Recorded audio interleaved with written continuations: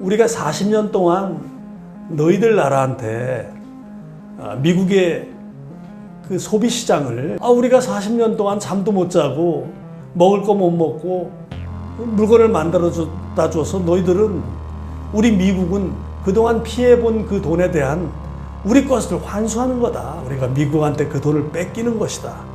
이렇게 등등 많은 언론에서 이렇게 잘못된 해석을 하고 있습니다만 대부분 잘 모르면 그냥 음모론으로 치부하고 마는데 이걸 면밀히 우리가 추적하고 그 깊은 속을 들여다보려고.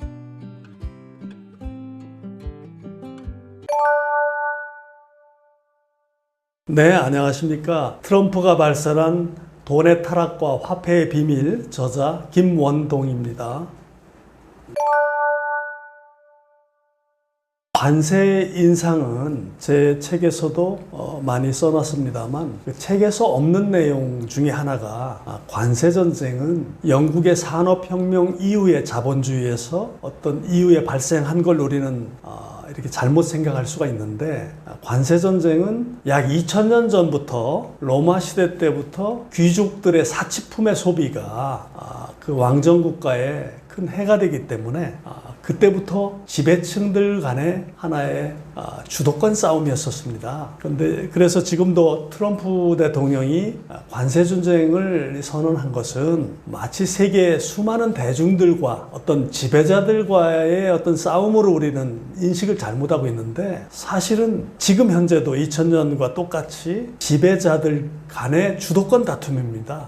제가 이걸 다시 조금 풀어서 설명드리면, 한국과 중국과 일본과 미국의 수많은 수출국가들에 있는 어떤 다국적 기업이라고 할까요? 큰 회사들이 마치 그 나라 기업인 걸 우리는 다 인식을 하고 있는데, 사실은 워싱턴에 있는 월가에 있는 귀족들, 그 금융 세력들의 회사가 대부분입니다. 지분으로 따진다면 소위 그걸 우리는 외국인 지분이라고 하겠죠. 그렇다면 미국의 36억 달러에 달하는 재정 적자는 그 수많은 세계 기업들이 미국에 물건을 갖다 주고 받은 어떤 그 달러의 결과인 것이죠. 그렇다면 그들은 사실 미국의 주류 세력들인데 미국의 수출품을 갖다 주고 관세도 없이 엄청난 돈을 많이 버는 것이죠.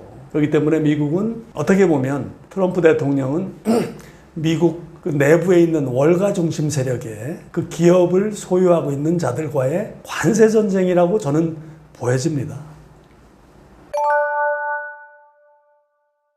미국과 지금 세계 각국은 상반된 의견을 가지고 있습니다.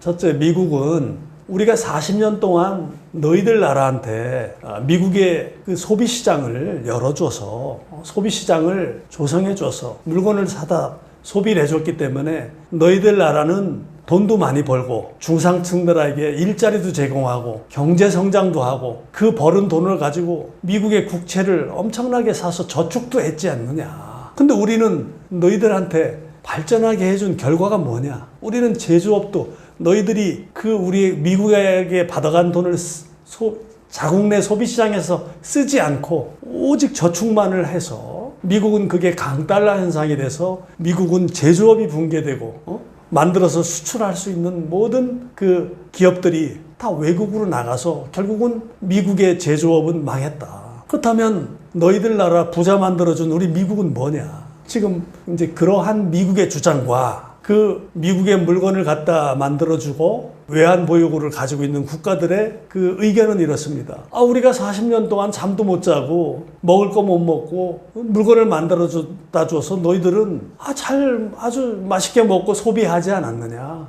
그 달러라는 종이에다가 잉크만 입혀서 우리한테 달러를 주고 무의도식한 거 아니냐. 그리고 지금에 와서 어떤 책임을 지라는 것이 말이 되냐.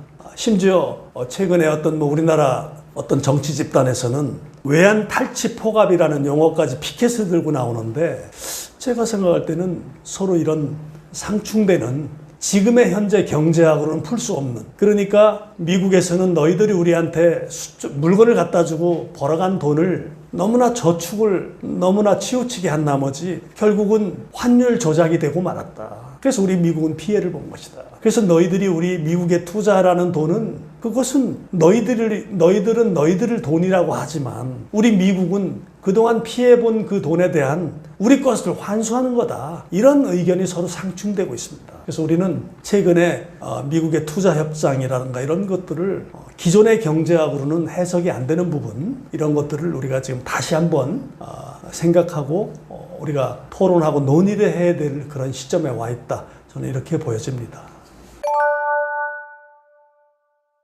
사실 제가 이 책을 쓰면서 트럼프의 관세 전쟁의 의미를 굉장히 저도 여러 각도에서 분석을 해봤습니다만, 지금 우리 한국은 3,500억 달러를 미국에 투자하기로 하고 아직 서명은 안 한 상태고요. 일본은 5,500억 달러를 투자하기로 해서 서명까지 했습니다. EU 국가 32개는 7,500억 달러를 투자하기로 해서 이미 약속이 다 됐고요. 근데 우리는 마치 한국의 3,500억 달러를 우리가 외환보 요구를 약 4,200억 달러를 가지고 있다 하면 3,500억 달러를 투자하게 되면 약 700억 달러 정도밖에 안 남아서 어떤 외환위기의 위험성도 있다. 뭐 여러 가지 우리가 미국한테 그 돈을 뺏기는 것이다. 뭐 이렇게 등등 많은 언론에서 이렇게 잘못된 해석을 하고 있습니다만, 일본은 5,500억 달러를 투자하고 원금이 회수되기 전까지는 5대5로 합의가 됐습니다. 그렇다면 한국은 그나마 일본보다는 아마 경제력이 좀 낮고 미국에서 그래도 2차 세계대전 이후에 모델 국가로 키워놓은 동맹인데, 어떤 면에서는 일본보다는 조금 한국의 우호적인 어떤 약정인 것 같습니다.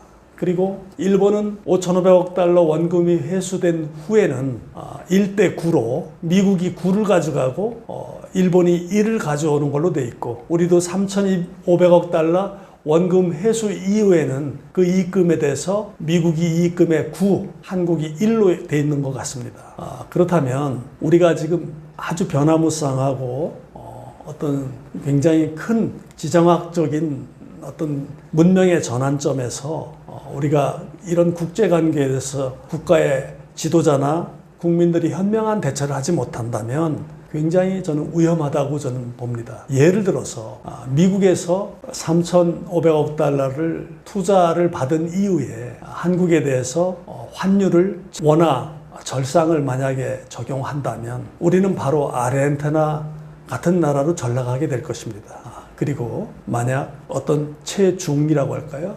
중간 정도를 만약에 우리 원화 환율을 적용해 준다면 잃어버린 일본의 30년 정도의 어떤 경제로 들어갈 걸로 예상이 되고, 환율을 중하로 우리를 조금 봐주는 쪽으로 적용을 해준다 그러면 아마 동맹으로서 그래도 지정학적인 위치에서 한국을 그래도 꽤나 일본 같은 동맹으로 우호적으로 봐준다는 걸로 저는 예상할 수 있습니다. 그렇기 때문에 우리가 그냥 과거의 경제학으로 미국에 투자하는 돈이 뭐 뺏긴다거나 아주 미국의 어떤 국민 감정을 잘못된 방향으로 이끌어서 어떤 세계 경제에서 우리가 왕따가 되는, 막말로 현재를 잘못 판단해서 엄청난 그런 환율 절상으로 인해서 아주 뭐 후진국으로 전락하는 일이 없도록 우리는 이 시점에서 굉장히 큰 어떤 그 검토와 현명한 판단이 있어야 될 것으로 생각됩니다. 소위 그 음모론 차원에서 딥스테이트, 글로벌리스트 이런 얘기들이 종종 사용되고 있습니다.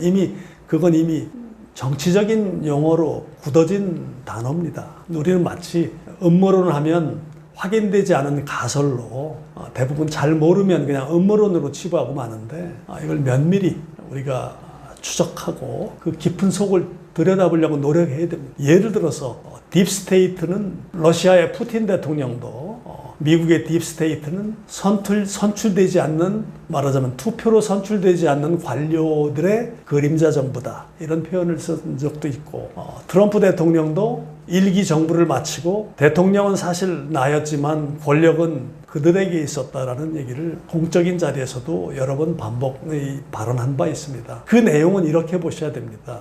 우리가 중국이다, 한국이다, 일본이다, 독일이다, 프랑스다, 뭐 여러 어떤 수출 국가들의 다국적 기업들은 마치 그 나라의 그 국가들로 우리는 인식을 하고 있습니다만, 사실은 어떤 그 미국 월가 미국에서 제조업이 강달러 때문에 버틸 수가 없었기 때문에 아웃소싱한 업체도 있겠습니다만 의도적으로 미국 민주당을 비롯한 월가 세력들이 그 소위 번거지라고 볼 수 있는 것이죠. 소위 그 나라의 마치 그 기업들을 숙주로 삼아서 자신들의 미국의 재정 적자를 관세 없이 그 수출을 해서 그 번 돈을 조세 피난처에 또 도피시켜 놓고 그렇게 해서 엄청난 돈을 그렇게 버는 기업들이 우리는 소위 딥스테이트, 미국의 어떤 선거에 의해서 선출될 권력이 아닌 어떤 그러한